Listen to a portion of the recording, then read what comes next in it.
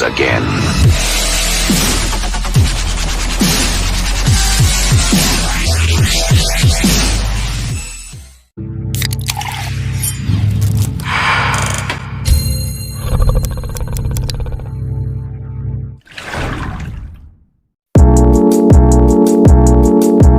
Apa sih dampak penggunaan bahasa gaul di kalangan remaja terhadap bahasa Indonesia?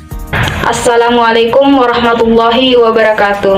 Hai teman-teman, perkenalkan nama saya Fitriatun Nisa. Kami dari Universitas Pamulang, jurusan akuntansi akan membahas tentang bagaimana dampak dari pengguna bahasa gaul di kalangan remaja terhadap bahasa Indonesia itu sendiri. Saya tidak sendiri, tapi saya bersama dengan rekan saya. Hai, perkenalkan saya Puji Heranda Putri dan berikut video penjelasan dari kami. Dalam kehidupan sehari-hari, kita tidak terlepas dari pemakaian bahasa.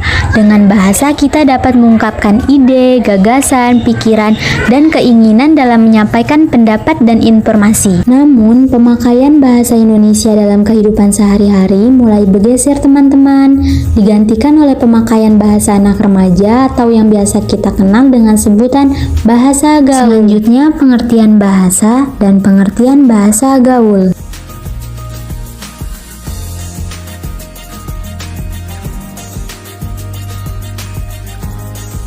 Ciri-ciri bahasa gaul yaitu singkat, lincah, dan kreatif, yang dimana kata yang agak panjang diganti dengan kata yang lebih pendek melalui proses morfologi.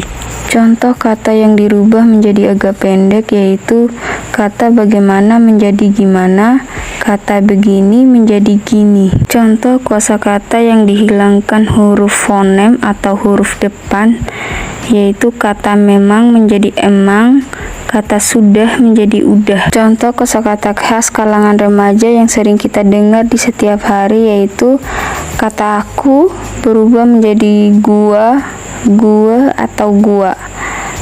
Kata kamu menjadi lu, lo, lu.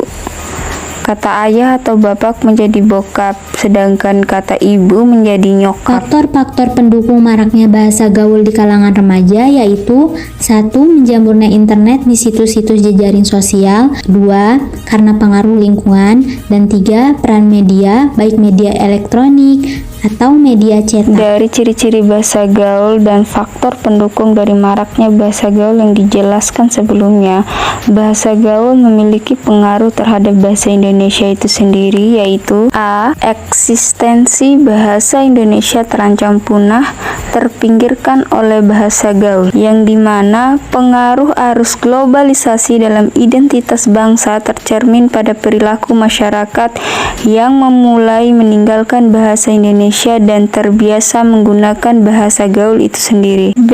Menurunnya derajat bahasa Indonesia. Karena bahasa gaul begitu mudah untuk digunakan untuk berkomunikasi dan hanya orang tertentu yang mengerti arti bahasa gaul, maka remaja memilih untuk menggunakan bahasa gaul sebagai bahasa sehari-hari, sehingga bahasa Indonesia semakin pudar, bahkan dianggap kuno di mata remaja dan juga menyebabkan turunnya derajat bahasa Indonesia itu sendiri.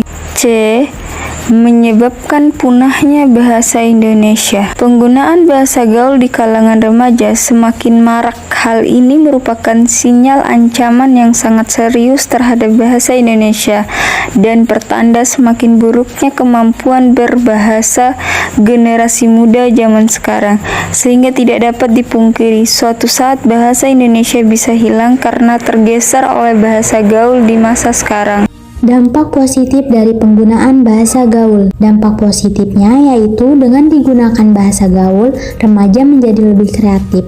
Terlepas dari mengganggu atau tidaknya bahasa gaul ini, tidak salahnya kita menikmati tiap perubahan atau inovasi bahasa yang muncul, asalkan dipakai pada situasi yang tepat, media yang tepat, dan komunikasi yang tepat juga. Selanjutnya, dampak negatif dari penggunaan bahasa gaul. Yang pertama, penggunaan bahasa gaul dapat mempersulit pengguna bahasa Indonesia yang yang baik dan benar.